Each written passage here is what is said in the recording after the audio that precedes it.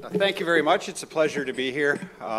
It's a long flight, but it's my third visit, and it's always well worth it. I've been to many places in Australia and very much enjoy it. And I call it the second greatest country in the world. Mine, of course, is first. But it is a pleasure to be here. I want to talk to you a bit about a lot of the recent work that we've been doing. And if any of you that follow hockey, the Pittsburgh Penguins will win the Stanley Cup, if you know what I'm talking about. How many of you have been to Canada? Wow, great. So as an overview, I want to just give you some general facts about the country. I want to talk about the evolution of organics processing technology. I want to touch on costs. Everybody typically wants to know what this stuff costs if you're going to put it in place. And I just want to touch briefly on some of the work we're doing that's kind of leading us down potentially a different path in Canada.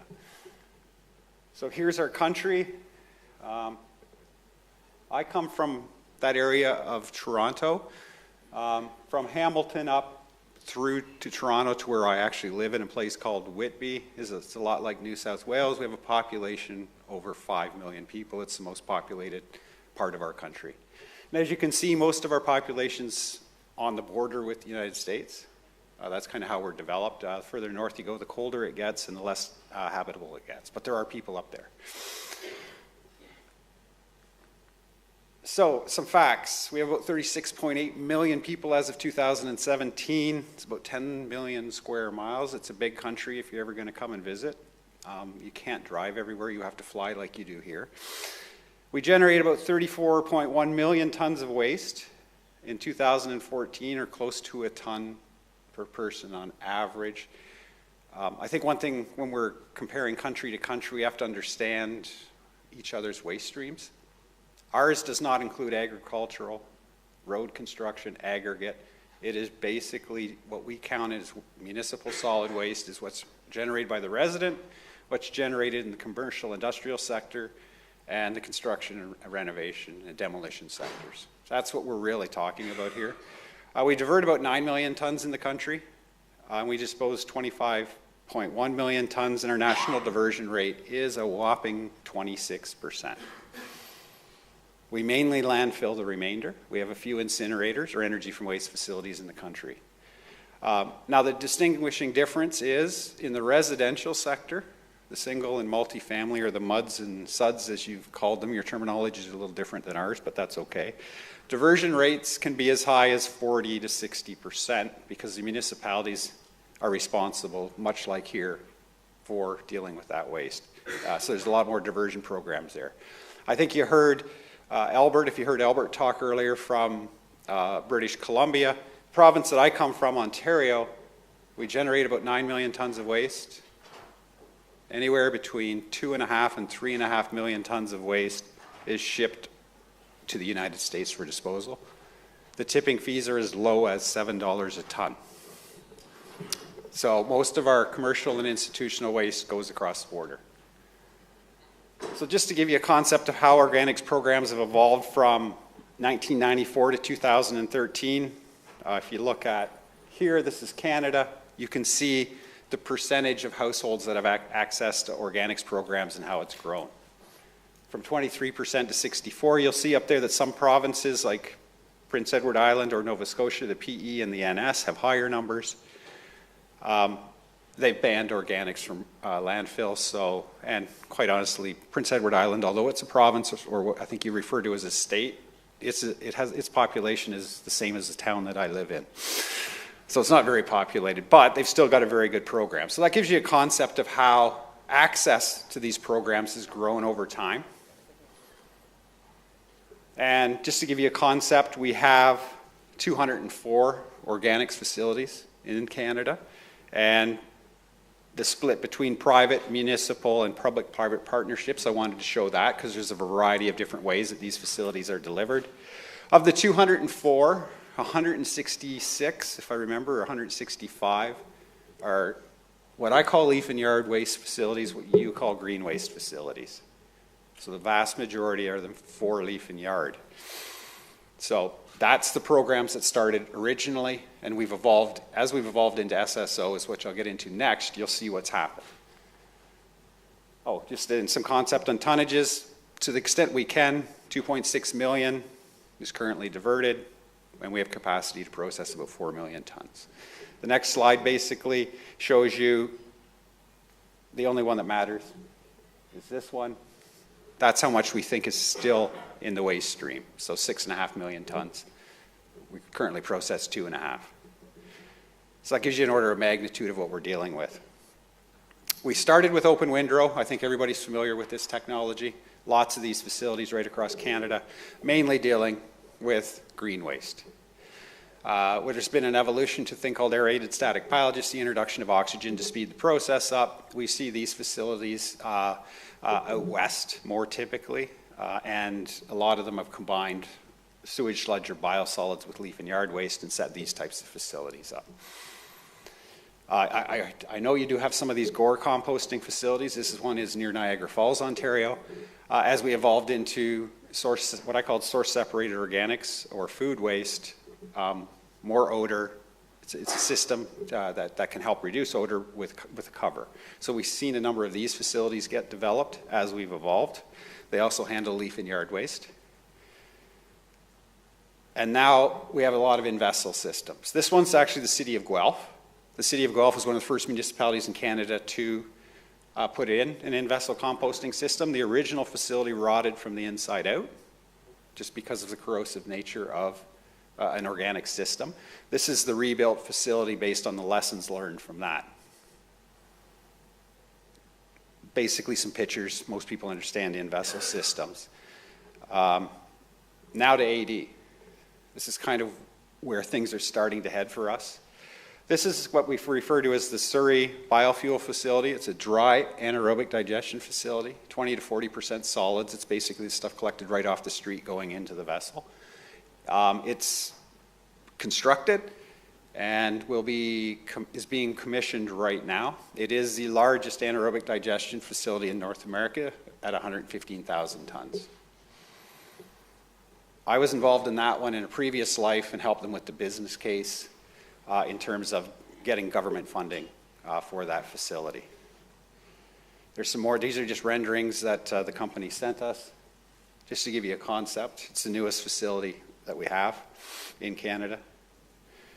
So if you're ever in British Columbia, you can go see this facility.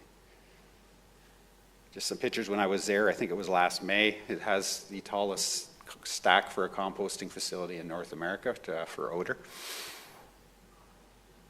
115,000 tons. They're going to convert the biogas to fuel their fleet, which represents about a 25% reduction in the municipality of Suri's greenhouse gas emissions. So not only is it being sold on the fact that you're going to divert from landfill, but they're going to use the biogas to fuel the fleet. It's sort of a circular economy kind of concept on this. Two facilities that we've worked on for the city of Toronto are Disco Road and Dufferin. The Disco Road facility is a 75,000 ton wet anaerobic digestion facility. Completed in 2003, so it's now operational. It's got about 3 or 4 years operational experience, produces biogas. Toronto, if you haven't heard, they collect their SSO, but they allow plastics. General concept is if you make it as easy as possible for residents to put stuff into the green, what we call a green bin, you will get more organics. So they allow it collection in plastics. So that was the first facility, and the technology dictated the way the feedstock was going to come at it is how we did the technology. The one we're working on now is the Dufferin Facility, which is a 55,000 ton facility. It's supposed to be completed in 2018, and the city realizes they may need a third facility down the road. So they'll have, if math is correct, 140,000 tons of what we call SSO processing capacity. Both facilities will produce biogas, which will be used somehow in the system. Here's some pictures of it. It was built on an old landfill, so they had to dig the landfill up before they put it down. There's the tanks under construction. There it is completed. The unique thing about this facility are these 3 things that are inside it. They're pulpers. They introduce the water, but when the waste comes into it, it's laden with plastic. The plastic floats. and a rake takes the plastics off, and the pulp is fed into the actual digesters. Anything that is heavy will fall, so it's just the pulp. That's how they get the contamination out. And the eventual digestate project goes to an off-site composting facility. The Dufferin Facility is going to have this press that the waste comes at it, it gets put in, high pressure, organics come out the end of it. It's a different technology. This facility is going to be utilizing that one. So the city will, by hopefully the end of next year, have 2 wet AD facilities. So costing. These are ranges. I am a consultant. We will give you ranges. In vessel, from a design ton perspective, it's how we look at it. 500 to 1,000. Operating's $80 to $100 a ton. AD facilities, 600 to 1,000. Operating, 70 to 110. And for the AD costs, do not account for external use of biogas or carbon credit revenue. There's a reason for that. The carbon trading system was just implemented in the province of Ontario. We don't know what price it's going to be. And with regards to biogas, our electricity system it's very difficult for us to get on the grid because we have an oversupply. So we can use it behind the meter for the facility, but if we produce electricity, we're not sure we can get it on the grid because we do have an oversupply right now. The intent would be to use the RNG as a fuel. So lessons learned. 1 minute? Okay. So, and you probably all know this. Siting facilities can be difficult. Odor is always the #1 issue. It's why you're seeing us evolve into things like anaerobic digestion facilities. There's significantly more odor control on them. You need a market for your end product. Whatever's going to come out of the back end of that thing, be it biogas, be it a compost product, you got to have a market for it. Because why process it if there's no market? You need to understand your feedstock, and you need to make decisions when you're doing your collection contracts. Certain technologies can only handle certain wastes. Don't presuppose how you want to collect it. Look at your technology first. City of Suri collects leaf and yard waste and their SSO or kitchen waste together. A wet AD facility cannot handle it. Look at your entire, if you're a municipality, look at your entire waste system from a costing perspective. What you take from one area, if you build one of these facilities, you have to look at your entire costing because it's going to impact your system elsewhere. Something we've really noticed in the business cases that we've been working on lately. Don't ever overestimate revenue. We assume 0 for product when it comes to compost in all of the models that we do. You can get a price for it, but we assume 0 because we want to be conservative. And last is the whole suds and muds issue. I won't talk about it much, but the bottom line is, it's like a city of Toronto, 50% of the housing stock is single family, 50% is multifamily. Diversion in single family is very, very good. Multifamily, it's 25%.